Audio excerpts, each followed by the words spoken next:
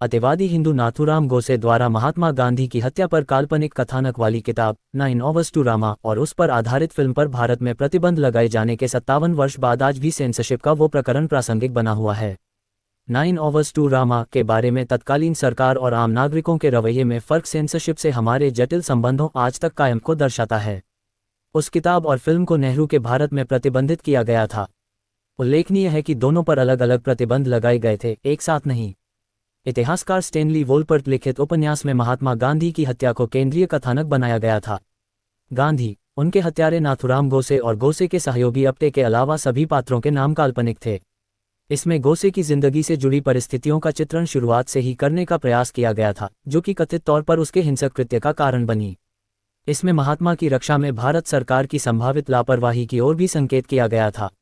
London में प्रकाशित होने के कुछ महीनों बाद भारत सरकार ने पुस्तक को प्रतिबंधित किया। Novel ban, times of India, 7 सितंबर 1962, 3.5 अगले दिन जारी स्पष्टीकरण में कहा गया कि प्रतिबंध में किताब की आयात की जा चुकी प्रतियों को रखना और खरीद बिक्री करना भी शामिल है। रिपोर्ट के अनुसार आधिकारिक स्रोत ये बताने में असमर्थ थे कि किताब क्यों प्रतिबंधित की गई, पर यह कहा गया कि इसमें गोसे का चित्रण गलत परिप्रेक्ष्य में किया गया था और किताब के कुछ अंश विभिन्न वर्गों की भावनाओं को चोट पहुंचा सकते थे। Ban applies to position 2, Times of India, 8 सितंबर 1962, 3.9।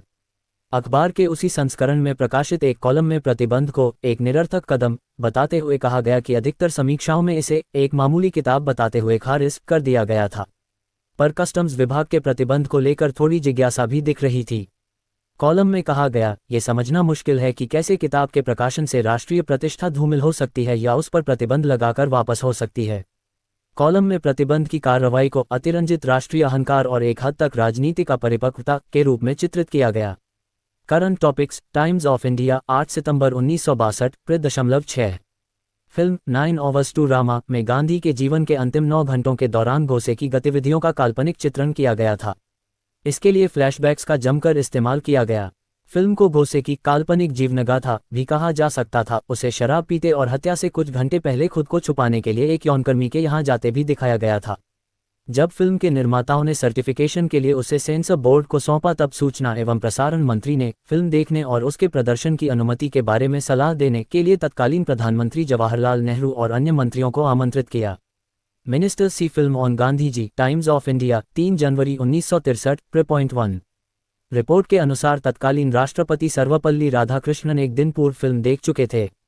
राज्यसभा में एक प्रश्न के जवाब में प्रधानमंत्री नेहरू ने फिल्म पर प्रतिबंध लगाए जाने को सही ठहराया था। उन्होंने कहा था कि उनको यकीन है कि फिल्म के निर्माता गांधी जी या भारत में किसी अन्य को बदनाम नहीं करना चाहते, पर फिल्म में गांधी जी की उपस्थिति बहुत कम है और जिस व्यक्ति से गांधी जी का प्रतिनिधित्व करने की अपेक्षा है उसमें गरिमा का अभाव है। उन्होंने फिल्म को गलती से निर्मित करार दिया। Deviations from script in film on Gandhi ji, Times of India, 28 फरवरी 1963, 3.5। सूचना एवं प्रसारण मंत्री बी गोपाल रेड्डी ने सफाई दी कि सरकार को फिल्म की स्क्रिप्ट सौंपी गई थी, पर फिल्म बनाते समय उसमें बहुत सारे बदलाव कर दिए गए थे। हालांकि बॉम्बे की एक पाठक मंत्री के दावे से पूरी तरह सहमत नहीं थी।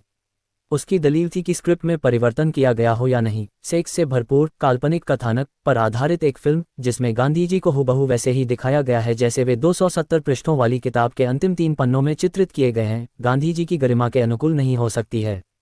9 Hours to Rama, P. K. Ravindranath, Times of India, 17 March 1963, 3.8। Internet के कारण किताब और फिल्म पर प्रतिबंध आज अप्रासंगिक है, पर प्रतिबंध लगाने की संस्कृति और भी खराब हो चुकी है।